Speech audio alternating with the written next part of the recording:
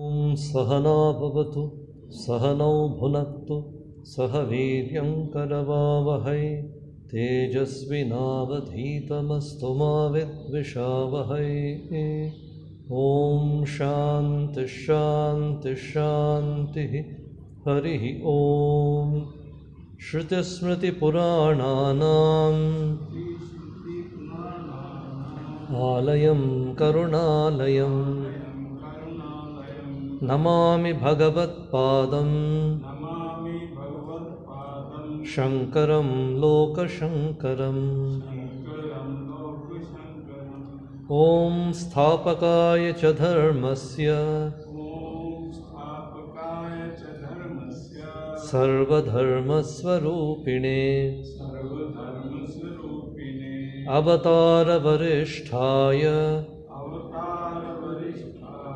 रामकृष्णाय ते नमः।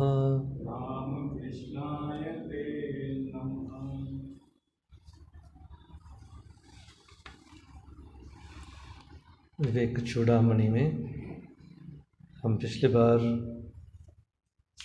58 वर्ष नंबर तक 57 तक किए थे। वीणायाः रूपसौन्दर्यं तन्त्रीवादनसौष्ठवं प्रजारञ्जनमात्रं तत् न साम्राज्याय कल्पते। तो हो सकता है we are an expert in one particular field, one particular talent. Somebody could be a good orator, somebody could be a good dancer, somebody could be a good musician, somebody could be a professor. All these talents do not count in that place in relation to God or in understanding God, in understanding life's issues. We find so many hugely popular people succumbing to getting into various life's pressures, committing suicide, going into problems, depression, isn't it?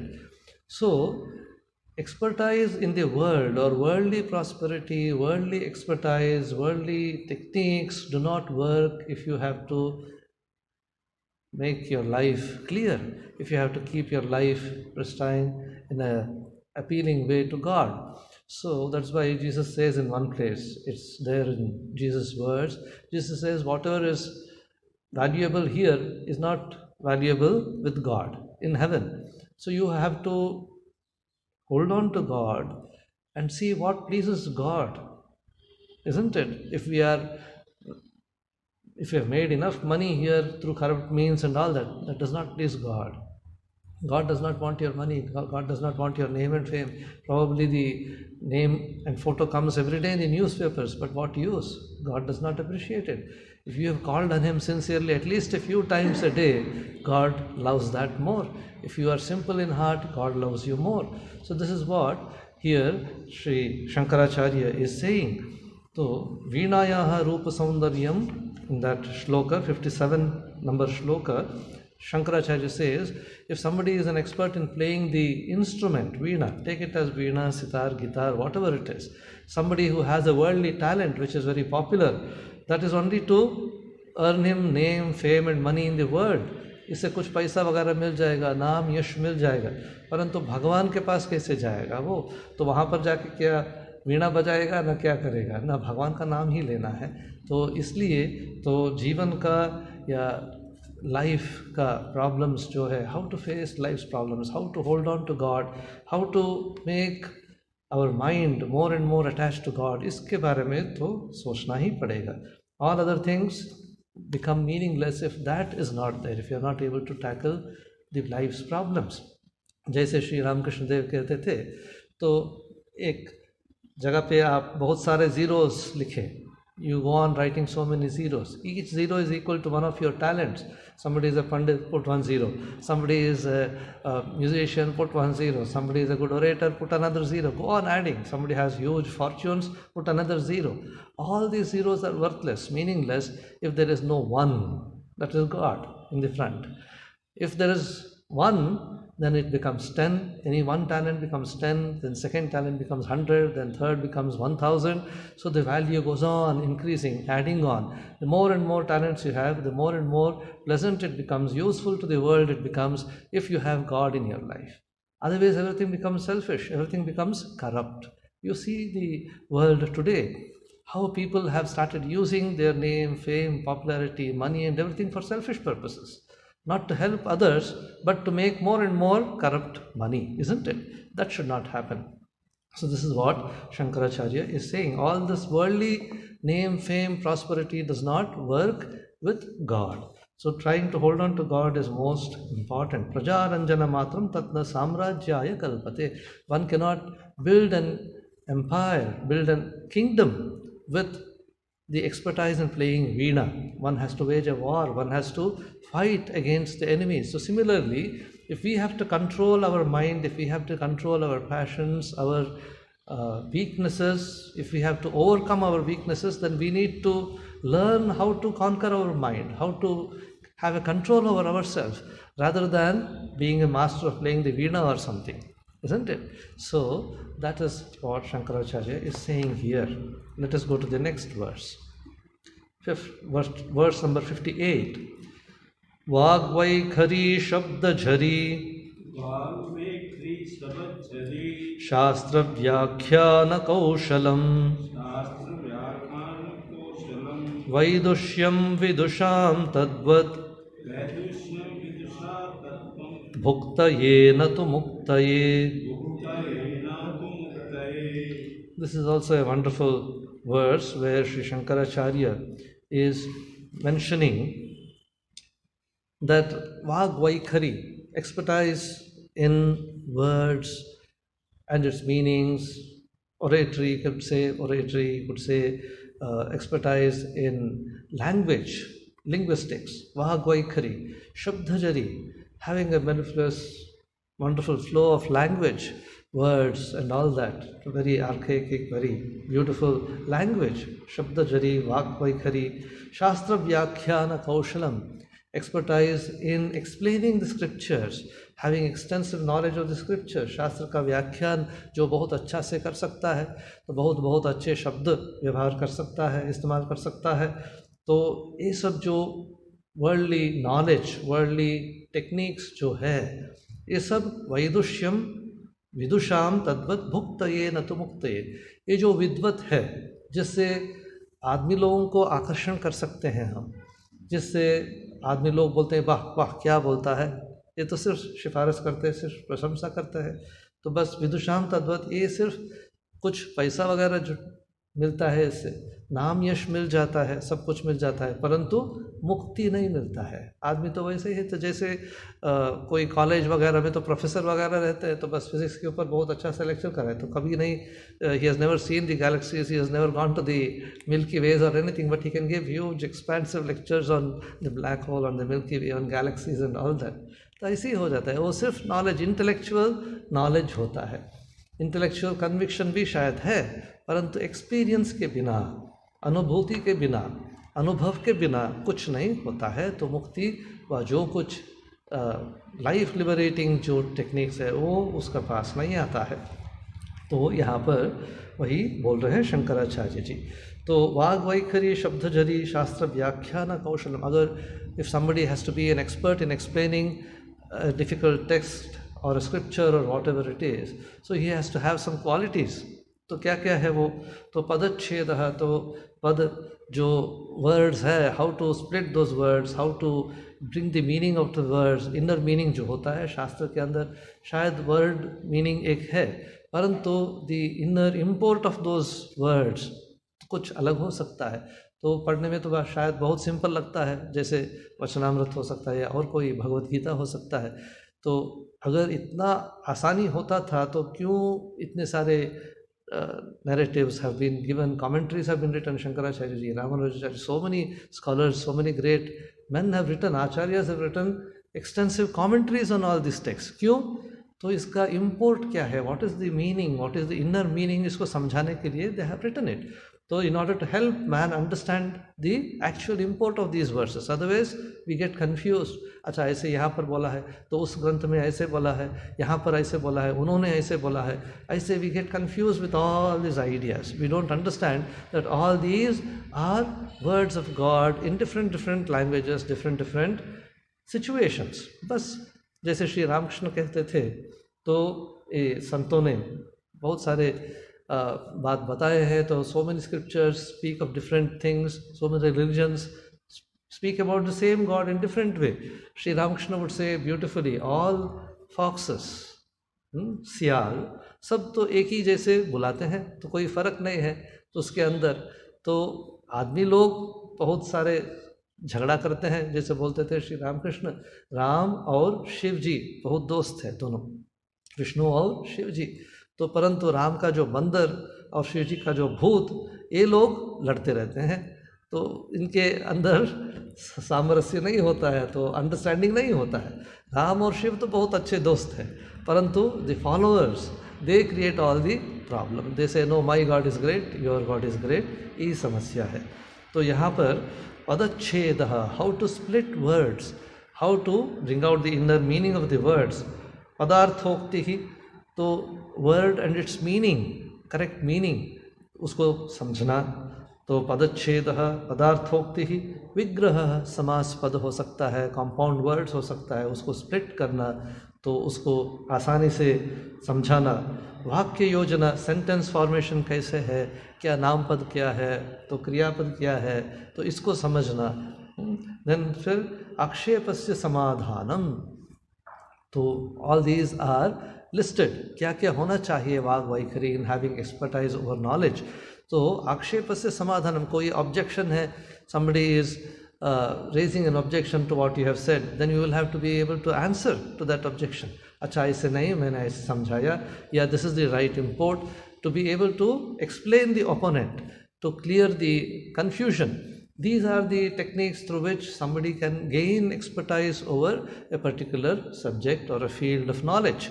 So if somebody has to have this much of expertise, all this will give him name, fame, money, popularity, all that will happen.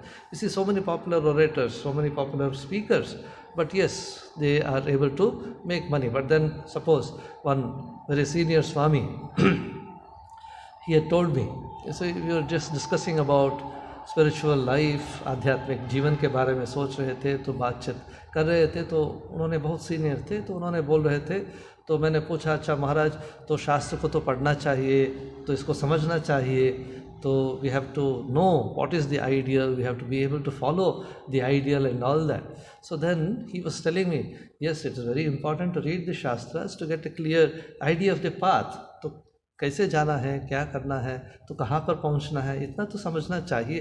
तो बहुत शास्त्र पढ़ने से तो कोई फ़ायदा नहीं होता है। मैंने बोला क्यों? तो अगर यही आदत हो जाता है तुमको, तो पढ़ना, I have to go on reading, I have to go on spending so many hours in reading the scriptures, trying to read books, जितना लेटेस्ट बुक्स है इसको सब पढ़ूंगा, ये करूँगा, तो फिर अगर बाद में तो आंखें चला गया या कुछ हो गया, तो दिमाग खराब हो गया, तो फिर क्या करोगे? So anything can become a problem if you do not hold on to God. If you can hold on to God without all these aids. Acha, I go on listening to music, if my ear goes off, then what is the point? If I am not able to see, if all these things fail, but yet if you can remember God, if you can hold on to God, that is most important. That is the central thing in life. All these things must help you to hold on to God or think about God. So this is what he had told me. So I found it very wonderful. That's why I am telling you. So यहाँ पर भाषा में the words, the speech that we say or the words that we express, इसमें 4 भाग करते हैं. In Nyayikas, Mimamsakas, in the linguistic tradition, तो इसमें 4 भाग होता है. तो क्या क्या है वो? परा, पश्यन्ति, मध्यमा और वैखरी. परा, पश्यन्ति, मध्यमा, वैखरी, these 4 stages of speech are mentioned in the scriptures. तो वैखरी होता है सबसे लास्ट, जो हम उच्चारण करते हैं, clear enunciation of words, clear pronunciation, to good voice, all these, so that people can understand. All this comes under Vaikhari, last part of it. There are so many stages behind this Vaikhari. Before I utter a word, the thought has to be there in my mind. I should first of all know what I need to express. Language, the thought, what words could best express that idea. All these calculations, all these knowledge must happen within. Intellectual जो understanding है उसको तो पहले होना चाहिए. So a thought, an idea expresses according to our scriptures from the Mooladhara, then comes to Nabhi, then the heart, and then gets expressed in the voice, through the voice. Okay? So the idea, the first source is Brahman, according to the Upanishads, according to our scriptures. The para, that which is beyond our hearing, that which is beyond our conception, comes from the cosmos, comes from the entire universe, is full of ideas. That's why Swamiji says, if you can just sit in one place, in a corner, and think of the good of the world, Sarve bhavantu sukhinah, sarve santu niramaya. If you can just pray for the world, that is the greatest service, he says. If you cannot go and do some service outside, just think of the good of the world. Just think of the good of people.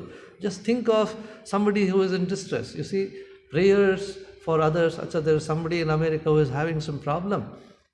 So you cannot go to America and do some service or help him or do something. You don't have the money to go. Then all right, sit and pray for him. Sit and pray so that he is able to have the strength to overcome the problems. So this much we can do. We can certainly do. So Swamiji says, the thoughts are just like electric current. They have their effect wherever it is. One good thought, he says, it can stay for thousands of years. Anybody with a like mind, it catches and starts working. So that is how all these great people are able to feel vibrations when they go to some Tirtha Kshetra or whatever it is. Raja Maharaj, Swami Brahmananji, the spiritual son of Sri Ramakrishna, whenever he used to go to a religious place, कोई तीर्थ क्षेत्र, कोई धार्मिक क्षेत्र में जब जाते थे, तब उनको महसूस होता था कि ये प्रशस्त समय है, सुबह 3 बजे, 4 बजे हो सकता है, कभी 12 बजे, कभी दोपहर. तो ऐसे बैठ के इस समय में ध्यान करने से तो बहुत आसानी से ध्यान लग जाता है, समाधि हो जाता है करके उन्होंने महसूस करते थे. तो vibrations he could feel. Then whenever he used to go to a temple, he would actually see the living deity. He could see which god is being worshipped. The god used to be living for him. So this is what happens because of the accumulated vibrations, tanmatras, samskaras in those places. These great minds can catch all these vibrations in those places, understand the significance of those places. Tourists will just go, see it, and then come back without feeling the impact, isn't it? So this is why here para is the first stage when the word is still unformed. The idea, word, its meaning, all that is still unformed in the cosmos, in the mind of God, in this universe. So that is in each one of us, it is in the navel region, below the navel region. So from there it comes to the navel region, Pashyanti, where the idea, the word and all this is formed. It all happens so fast. We don't understand when we speak, isn't it? जब किसी से बात करते हैं तो समझ में ही नहीं आता है तो कितना तुरंत वो शब्द वगैरह हो जाता है. तो इतना प्रोसेस है पीछे में. तो देखिए ना पीछे में कितना काम होता है. तो भगवान की कृपा से ये सब कितना तुरंत हो जाता है. तो परा पश्यंती मध्यमा है जब हृदय के अंदर idea, word, everything gets crystallised. So everything is in the clear format. So immediately it comes out in the form of words, in the form of language.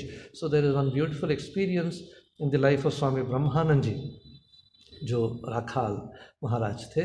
तो उन्होंने जब दक्षिणेश्वर में आ रहे थे श्री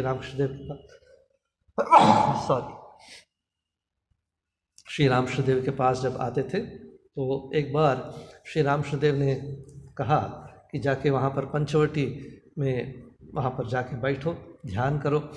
तो राखाल वहाँ पर गया तो और पंचवटी में वहाँ पर जाके ध्यान कर रहे थे. तो श्री रामकृष्णदेव कमरे के अंदर थे. फिर भी श्री रामकृष्णदेव के कृपा से, उनकी जो कृपा, तो राखाल महाराज बोल रहे हैं. तो he says he could understand the language of the birds which were sitting in the tree and talking, the monkeys which were going around. He could understand the language of all these birds and the animals around him. The whole thing was something like conscious. So देखिए ना, जब it is given in the yoga sutras also, if we can reach God in the heart, when we can reach our consciousness within the heart, when we reach that level, then the whole universe becomes conscious to us. We are able to understand the languages of birds and everything, because it's the same Chaitanya which is manifesting through all these animate, inanimate objects. So that is the level of understanding. That is how all these yogis and others could read others' minds, others' character, everything. Everything was so clear to them.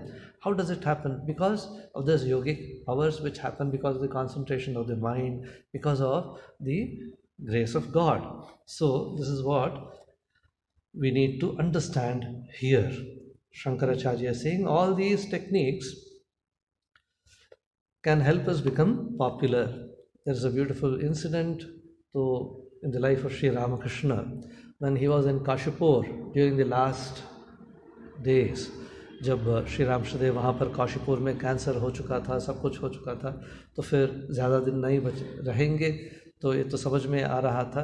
तो फिर जो disciples थे सब सेवा कर रहे थे श्री रामकृष्ण के, तो नरेंद्र जो स्वामी विवेकानंद बन गए तो वे भी थे वहाँ पर, तो सेवा वगैरह कर रहे थे, श्री रामकृष्ण देव के साथ रहते थे। तो फिर एक दिन श्री रामकृष्ण देव उनको परीक्षा करने के लिए उनको पूछा, अच्छा नरेंद्र, तो मेरे पास तो बहुत सारे सिद्धा जो योगिक पावर्स जो है, तो ये सब तो मेरा हो चुका है, तो क्योंकि भगवान की कृपा से ये सब हो चुका है, तो अगर तुम चाहते हो तो ये सब तुम्हें दे दूंगा, जाने से पहले तुम्हें ये सब दे दूंगा। तो नरेंद्र थोड़ा सोचा और तो पूछा, अच्छा ये सब से भगवान का लाभ हो जाता है क्या, भगवान मिल जाता है क्या? तो फिर रामकृष्ण बोले, ना, ये सब से तुम बहुत नाम, यश, पैसा वगैरह सब कुछ कर सकते हो, you will be popular in the world, you will be able to read somebody's mind and do all this, भगवान नहीं मिलता है इससे। तो नरेंद्र से तो फिर मुझे ये सब ज़रूरत नहीं है, मुझे भगवान चाहिए, ये सब नहीं चाहिए। देखिए, this must be the sincerity. Anybody else, they would have simply jumped at the offer. If the Guru says, I'll give you all the powers, you can make money, you can make name, fame, then yes, no, nobody would have said, no, I don't want all that. So unless you realize that the world is worthless, then there is no point in all this. So, Vagvaikhari, Shabdhajari, that is what Shankaracharya is saying. All these are only means to make money. That is why Sri Ramakrishna, so jab he started going to the school, when he was sent to the school, he went and told the teacher, I don't want your ABCD through which somebody can make some money, accumulate potatoes and this and rice and all that, make a bundle and then take home and make money. That was the way in which people used to give something to Brahmins and others. तो कोई पूजा वगैरह हो चुका है तो बस वो जो बच जाता है, जो रहता है वहाँ पर पूजा के समय में, वो सब देते थे ब्राह्मण लोगों को।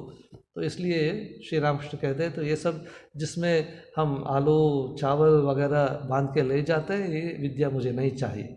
मुझे जो विद्या भगवान के पास ले जाता है वही विद्या चाहिए। तो this is what we need to understand from this verse. So फिर हिंदी का अनुवाद। भाषा का ज्ञान, शब्द संयोजन की कुशलता, शास्त्रों की व्याख्या में निपुणता तथा इसी तरह की विद्वत्ता विद्वानों की मुक्ति के हेतु नहीं, अपितु भोग के साधन है।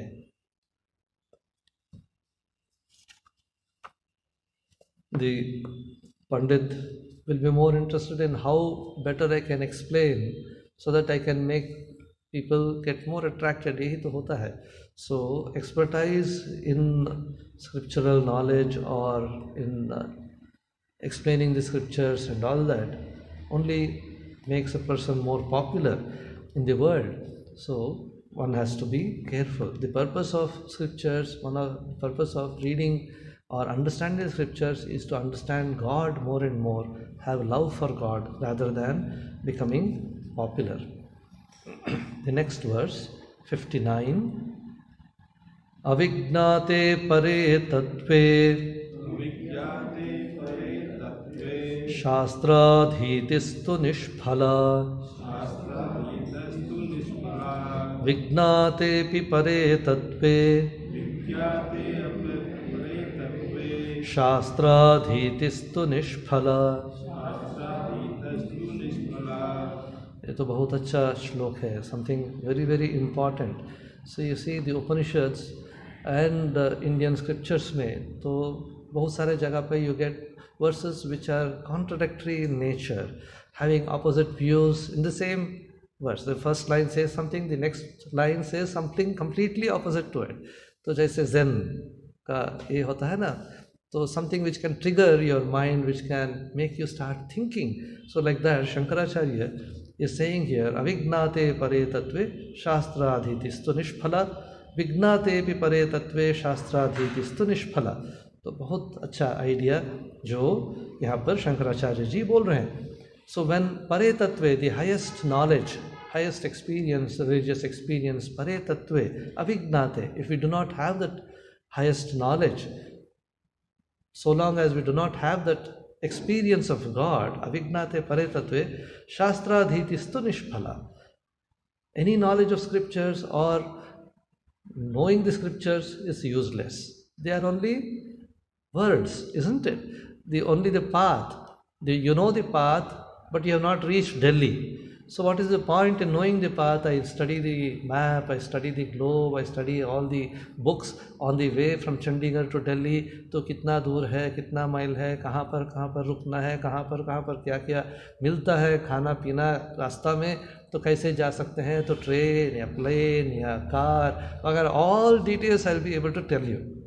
But I have never gone Chandigarh to Delhi. So what is the use? Neither have I seen Delhi, nor do I know about Delhi, but I know about the path. That is what happens. शास्त्र क्या है? तो सिर्फ रास्ता दिखाता है, तो गोल दिखाता है बस. तो गोल तक जाना, वॉक करना, तो तकलीफ लेना, साधना करना, ये तो आदमी को करना पड़ेगा, साधक को करना पड़ेगा.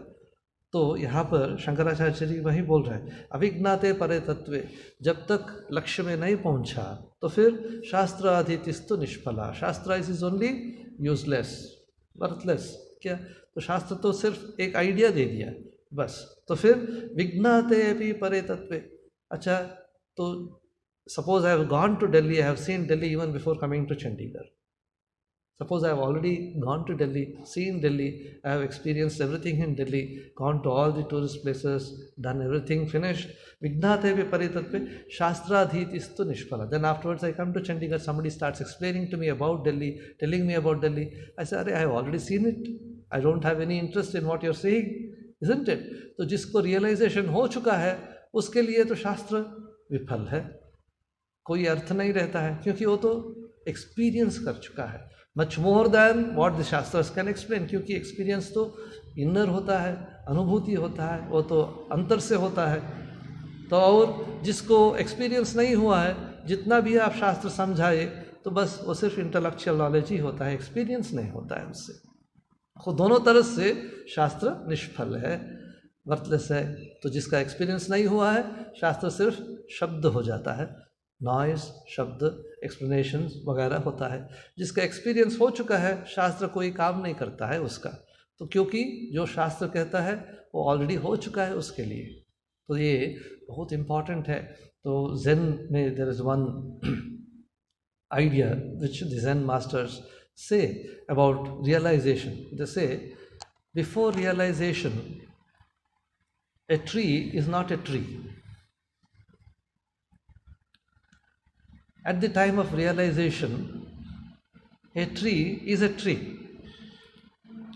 After realization, a tree is not a tree. I hope you could understand. Before realization, a tree is not a tree. ठीक है, हम जब एक पेड़ को देखते हैं, when we see a tree, so what do you see? You see a tree and all that. तो कौन सा स्पीशीज़ है, कहाँ पर है, कैसे फूल होता है, क्या फल होता है, इसमें भी start understanding, analysing, trying to see. अच्छा, इसको वहाँ पर देखा था, उस बगीचे में देखा था, इस नर्सरी में देखा था, वहाँ पर देखा था. All these calculations come. The tree loses it's importance. कौन सा जात है, क्या फल मिलता है, इससे क्या फ़ायदा है, कितना इसका महंगा है या कहाँ पर मिलता है, तो कौन देश का है, इसी का एनालिसिस चलता है. ए tree is not a tree, सिर्फ एनालिसिस होता है, साइंटिफिक नॉलेज वगैरह होता है, बोटानिकल नॉलेज वगैरह होता है. And then at the point of realisation, जब अनुभूति होता है, when you see that everything is consciousness, a tree is not a tree. वो तो चैतन्यमय हो जाता है, कॉन्शियसनेस हो जाता है, तब तो कोई कैलकुलेशन नहीं रहता है मन के अंदर। तो फिर after realisation a tree is not a tree. After realisation, अनुभूति होने के बाद, आध्यात्मिक अनुभूति होने के बाद, फिर जब वो पेड़ को देखते हैं, जैसे श्री रामकृष्णदेव वगैरह में, वो ट्री में तो फिर कोई एनालिसिस वगैरह नहीं रहता है, चैतन्य भी देखते हैं तो वहाँ पर ट्री को भी देखते हैं। Tree actually as it is, that is also seen by them, but उसके अंदर चैतन्य ही देखते हैं। तो ये तो भगवान का ही खेल है करके देखते हैं, लीला है करके देखते हैं। जैसे श्री रामकृष्णदेव तो समाधि से आए, तो समाधि के अंदर थे, तो फिर वहाँ पर लाटू अद्भुतानंद जी बैठे थे उनके कमरे में, बोल रहे तो मैं तो देख रहा हूँ लाटू ऐसे बैठा है, तो उस तो सिर्फ चैतन्य का स्वरूप ही है, मैं देख रहा हूँ। See, he is seeing Latu, he is seeing that he is nothing but Chaitanya, that the same consciousness, सच्चिदानंद उसके अंदर भी है करके देख रहे हैं ना। देखिए ना, वहाँ पर लाटू नहीं दिख रहा है, उनको चैतन्य दिख रहा है, फिर लाटू भी दिख रहा है, लाटू का रूप दिख रहा है, यही है। तो ज़ेन मास्टर बोलता है कि a tree is not a tree before realisation, when realisation happens a tree is a tree. तो उसका असली रूप जो चैतन्य, उसको समझ में आ जाता है। तो फिर after realisation a tree is again not a tree. तो exactly like what Shri Shankaracharya is saying here. So यहाँ पर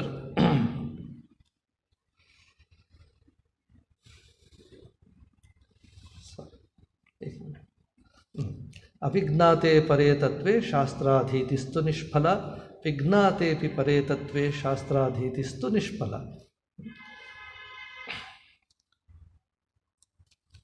इसका हिंदी अनुवाद पढ़ लेंगे।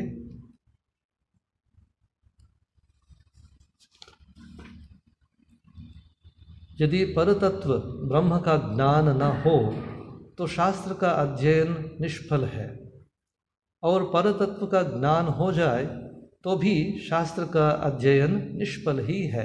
जैसे श्री रामकृष्णदेव कहते थे, तो मैंने पिछले बार भी शायद कहा इसको, कि एक आदमी, उसका लड़का कोई शहर में रहता था, तो उसको कुछ चीज़ ज़रूरत था, तो उन्होंने पिताजी को लिखा कि ऐसे मुझे इतना धोती चाहिए, इतना चावल चाहिए, इतना मिठाई चाहिए, तो ये सब मुझे भेज दीजिए करके एक चिट्ठी लिखा।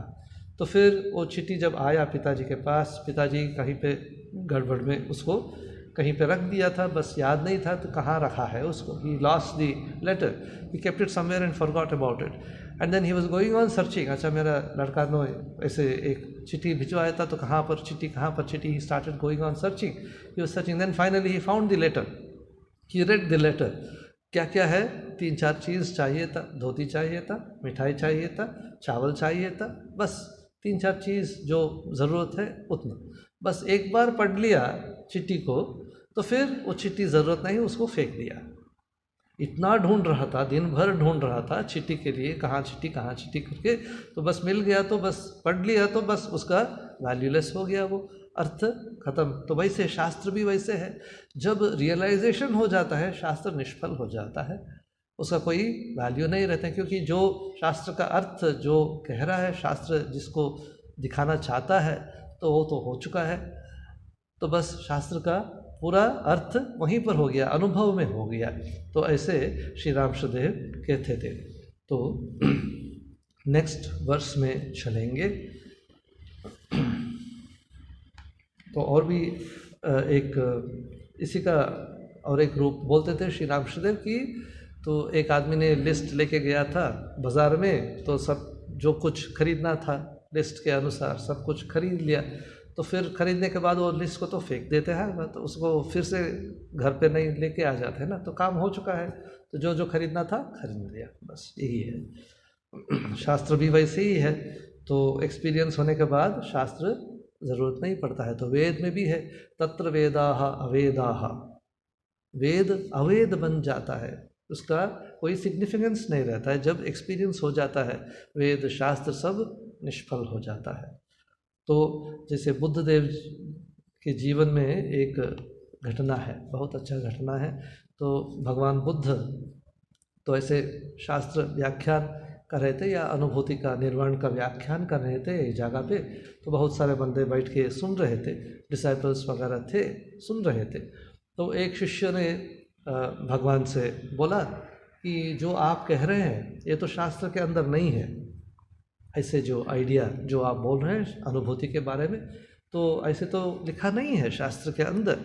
तो बुद्धदेव ने बताया तो फिर लिख दो, जो मैं बोलता हूँ वही तो शास्त्र है। तो अनुभूति जब हो जाता है, निर्वाण जिसको हो चुका है, तो जिसको समाधि एक्सपीरियंस जो हो चुका है, तो वो जो बोलता है वही शास्त्र बन जाता है। जैसे श्री रामकृष्णदेव का वाणी, तो गांव का आदमी अनपढ़ थे, सब कुछ थे, कोई भिखारी थे, कुछ नहीं था, परंतु उनका जो वाणी सब कुछ अभी वचनामृत हो चुका है, तो पूरा दुनिया भर उसको सब लोग पढ़ रहे हैं, तो वही वेद हो चुका है अभी। तो this is how we need to understand, experience is the ultimate experience. So till then we have to go on struggling. The next verse, 60 number verse, Shabdajalam Maharanyam Chitta Brahmana Karanam Atah Prayatnad Gnatva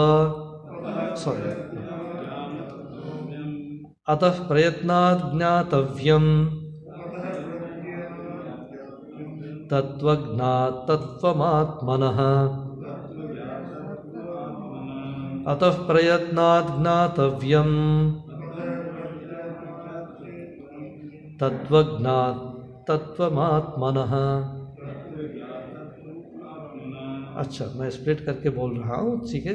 शब्दजालम महारण्यम चित्त भ्रमण कारणम अतः प्रयत्नात् ज्ञातव्यम तत्वम तत्वज्ञात आत्मनः।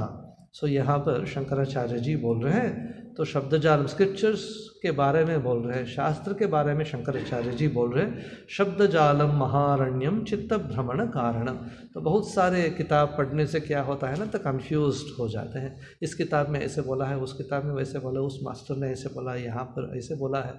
तो ये शब्दजालम, words, lot of ideas, तो ये जाल जैसे मेज जैसे हो जाता है, तो कन्फ्यूजन बढ़ जाता है। शब्द जालम महारण्यम, जैसे एक अरण्य के अंदर, एक जंगल के अंदर घुस गया तो बस कहाँ पर रास्ता कुछ नहीं पता चलता, सब कुछ एक ही जैसे लगता है।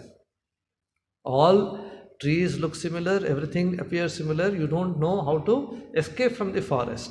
दैट इज हाउ अरण्यस, jungles can be confusing. If you have ever visited a jungle और ए नेशनल पार्क और सैंक्चुरी, जो गार्ड्स जो रहते हैं वहाँ पर, जो वाइल्ड लाइफ वार्डन्स वगैरह जो रहते हैं, तो जो आपके साथ रहते हैं ना, they will be able to tell you the path. But if you go to a sanctuary और somewhere, every path looks the same, कोई फ़र्क नहीं पड़ता है। You go for hours together, all the paths look the same, you don't know from where you entered, how you are going back. तो the jungle track जो है ना, everything looks the same, all trees look the same. So, Shabdajalam Maharanyam Chitta Brahmana Karanam. They can only they confuse your mind. Chitta Brahmana Karanam. They become the cause of confusion. Lot of reading, lot of scriptural knowledge. If you do not have experience, everything becomes only confusion. Ataha prayatnat gnatavyam tatvagnat tattvam atmanaha. Atmanaha tattvam tatvagnat gnatavyam. Atmana, about the self, about our inner being, about our inner essence. तो हमारे essence क्या है, हमारा आत्मा क्या है, आत्मा के बारे में समझना चाहिए, जानना चाहिए। कैसे, किससे?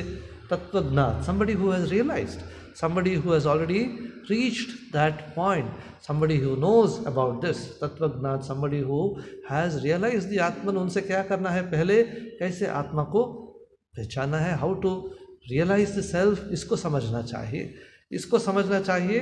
आत्म अतः प्रयत्नात्, विथ वॉट एवर एफर्ट, जो भी चाहिए इसके लिए प्रयत्न, यत्न या चेष्टा, जो भी है, जितना चाहिए उसको करना चाहिए। जो कुछ छोड़ना है उसको लिए उसको भी छोड़ना है। तो प्रयत्नात् ज्ञातव्यम तत्वज्ञात तत्वम आत्मनः। So this is very important. Shankaracharya is saying here, the scriptures can lead to confusion if there is no experience, if there is no understanding about the inner meaning of the scriptures. All the scriptures, जैसे भगवान श्री रामकृष्णदेव के जीवन में दो चीज़ जो मेरे याद आ रहा है, तो एक है श्री रामकृष्णदेव कहते हैं वचनामृत में ये स्क्रिप्चर्स कैसे है, शास्त्र वगैरह कैसे है, तो रेत के साथ अगर शक्कर को मिला देंगे वैसे है, तो बहुत कुछ अच्छा चीज़ भी है, जो ज़रूरी नहीं है वो भी बहुत कुछ है रेत जैसे। तो अच्छा चीज़ जो है, तो जो जीवन को बेहतर करता है वो जैसे शक्कर है उसके अंदर। तो फिर तो श्री रामकृष्ण कहते हैं तो जैसे चीट जैसे हो जाना चाहिए, you become like an ant, you take only the sugar and leave all the sand behind. तो शास्त्र के अंदर भी बहुत कुछ जो ज़रूरी नहीं है मेरे जीवन के लिए वो भी हो सकता, और किसी का ज़रूरी है, मेरा ज़रूरी नहीं है। It is not that the shastras is useless, ठीक है, तो हो सकता है तो it may be useful for somebody else who is in a different level of development, तो मेरे लिए वो ज़रूरी नहीं है। तो मेरे लिए क्या ज़रूरी है उसको ही अपनाना है, that only I should absorb, I should take. तो चीट जैसे बनना चाहिए, तो डिस्क्रिमिनेशन होना चाहिए। चीट की मतलब मन के अंदर डिस्क्रिमिनेशन होना चाहिए, क्या मेरा जीवन के लिए क्या ज़रूरी है, क्या मुझे बेहतर करेगा और भी बेहतर आदमी बना देगा, मुझे ये चाहिए। तो शब्द जालम महारण्यम। और एक चीज़ है, तो निरंजन स्वामी निरंजनानंद जी तो आते थे श्री रामकृष्णदेव के पास, तो बहुत सारे, और रामकृष्णानंद जी शशि महाराज भी आते थे श्री रामकृष्णदेव के पास। शशि महाराज का आदत था तो बहुत सारे किताब पढ़ते थे, he used to have this habit of reading, तो बहुत सारे पर्शियन वगैरह, he was learning Persian and all that language. उस समय में तो कॉलेज स्टूडेंट थे, तो बहुत सारे किताब पढ़ते थे। तो श्री रामकृष्णदेव ने उनसे एक बार पूछा, तो फिर क्यों नहीं आ रहे हो, तो बहुत दिन हो गया है, तो क्यों नहीं आया? तो बोले कि मैं ऐसे किताब वगैरह पढ़ रहा था, ये पढ़ रहा था, वो पढ़ रहा था। तो श्री रामकृष्णदेव ने बोला, अच्छा तुम इतना सारे किताब पढ़ते हो, तो किताब के अंदर क्या बोलते हैं, शास्त्र के अंदर क्या बोलते हैं? भगवान सत्य है और जगत मिथ्या है, इतना ही तो है शास्त्र का वाक्य। शास्त्र तो जितना भी शास्त्र पढ़ो तो वही तो है, बोलते हैं कि भगवान सच है और सब मिथ्या है, तो इसको इतना पढ़ने का क्या ज़रूरत है, यही मतलब था। तो immediately, because Shri Ramakrishna, man of experience, said that Shashi could realise, Ramakrishnananda Shashi could realise that ये तो है, सच है, वो he could transfer that knowledge just by his words. And then immediately Shashi realise, अच्छा इतना मैं बेकार पढ़ रहा हूँ तो क्या फ़ायदा है, इसको समझ गया तो बस सब कुछ समझ गया, तो बस सब कुछ छोड़ दिया, किताब पढ़ना उस दिन से ही छोड़ दिया, उसी समय से छोड़ दिया, क्योंकि एसेंस जो है हर एक शास्त्र का वो उसके मन में आ गया कि भगवान सच है, भगवान को पकड़ना है, भगवान को मिलना है, इतना ही।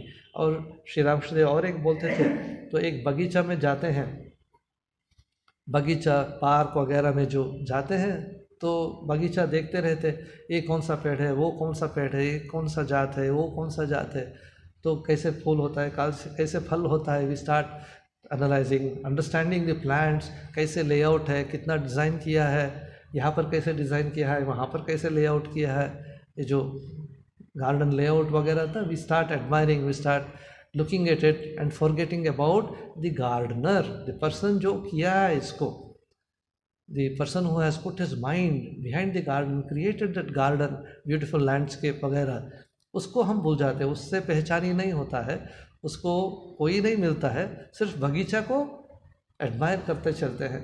तो श्री रामकृष्ण कहते हैं, तो अगर बगीचा को छोड़कर वो जो मालिक है उससे एक बार मुलाकात करने से वो समझाएगा तो कैसे इसको किया, क्या क्या इस्तेमाल किया, और कितने सारे बगीचा है उसका, और इससे बेहतर अगर कोई है तो उसको भी वो बोल देगा।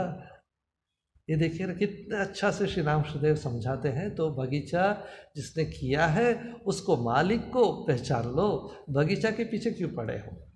ये देखिए, तो पूरा श्री रामकृष्णदेव इतने आसानी से ऑल दी सेम आइडियाज़, इसलिए श्री रामकृष्णदेव का वचनामृत के अंदर आपको गीता, वेद, उपनिषद सब कुछ मिल जाता है in the easiest way to understand.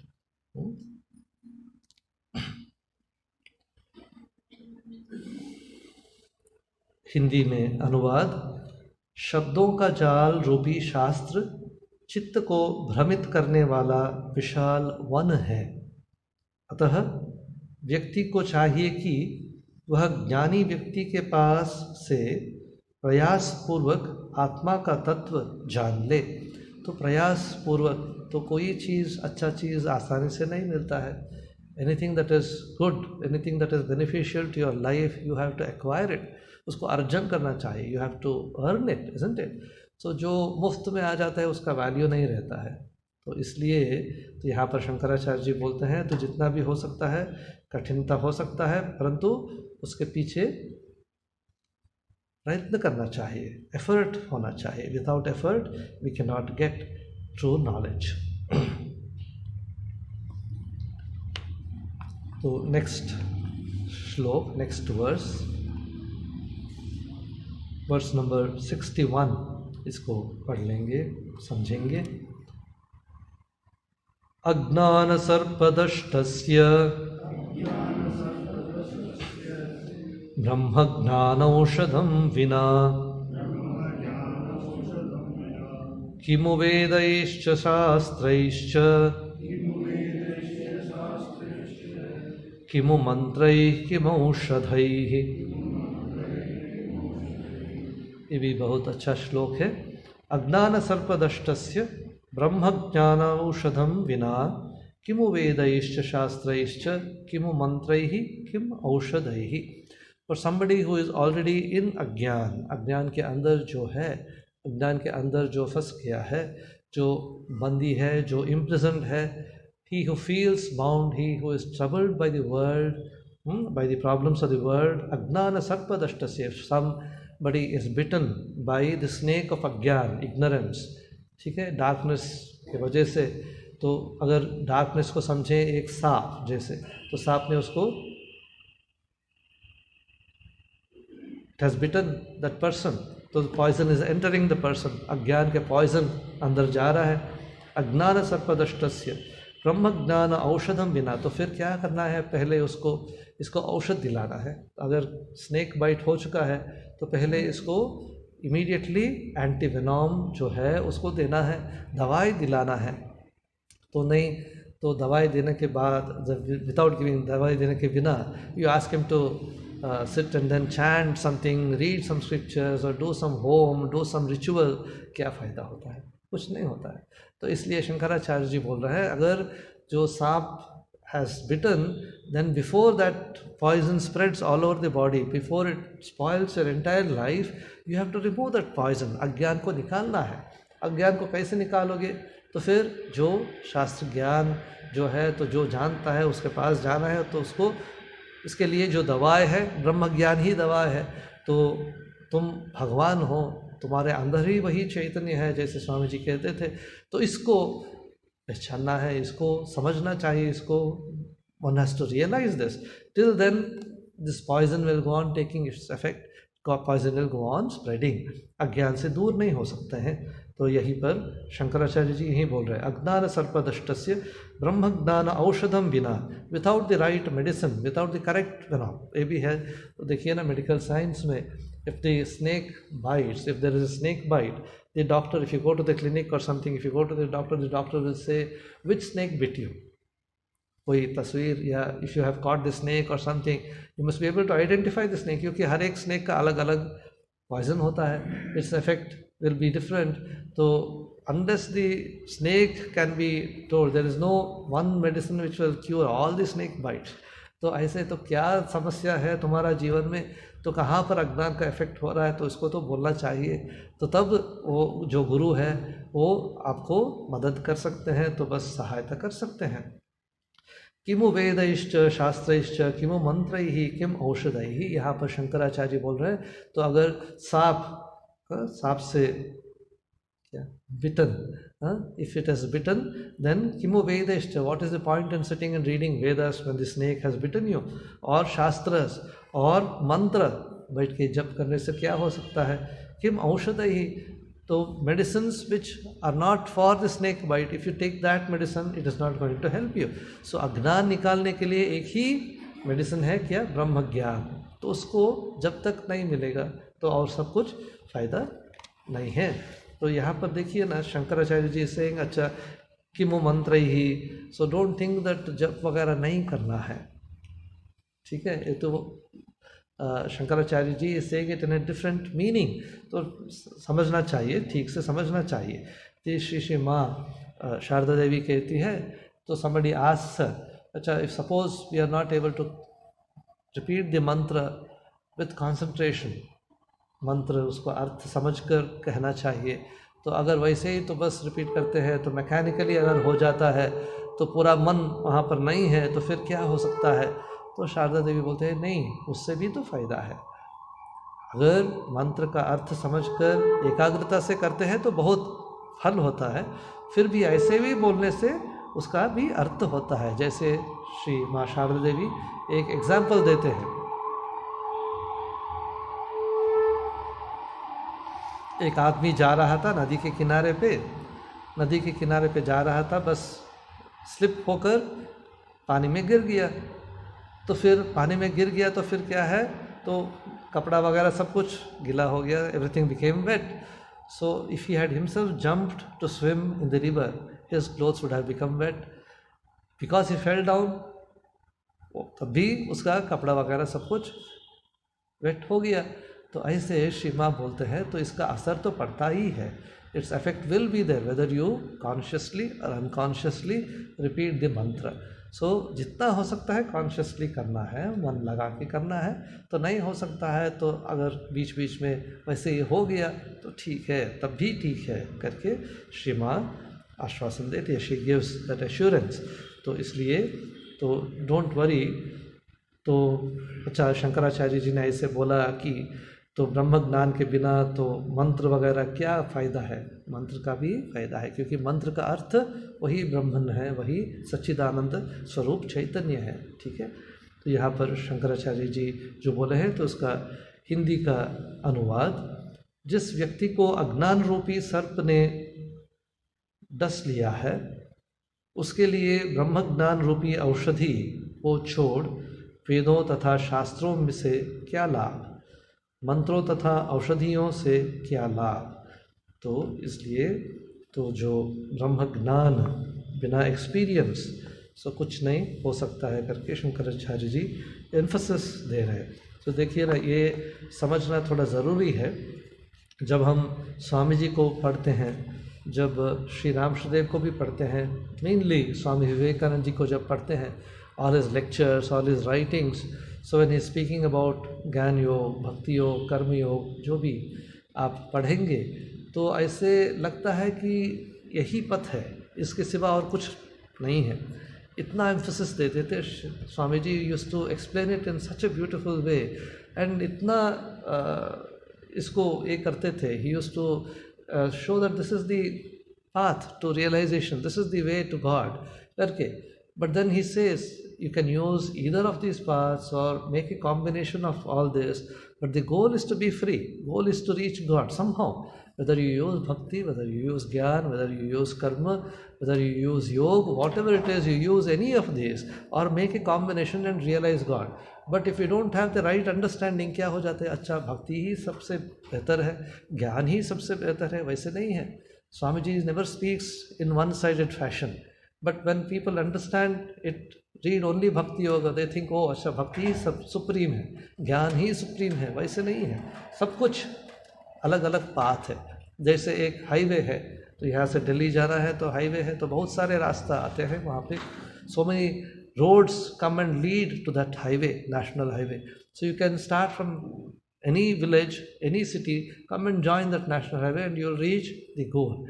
So I say all these religions, all these paths, sadhana, they are all different approaches to one God, to the same Satchidananda. This is what Swamiji and Sri Ramakrishna and all of them, all saints have said the same thing. But we don't understand it in the proper way. We think my religion is supreme, मेरा धर्म ही अच्छा है, मेरा भगवान ही अच्छा है, सबसे बेहतर है, तो दूसरों का अच्छा नहीं है करके हम समझते हैं। यही समस्या है। तो अभी यहाँ पर रुकेंगे। ओम शांति शांति शांति। हरि ओम तत्सत। श्री राम कृष्णार्पणमस्तु।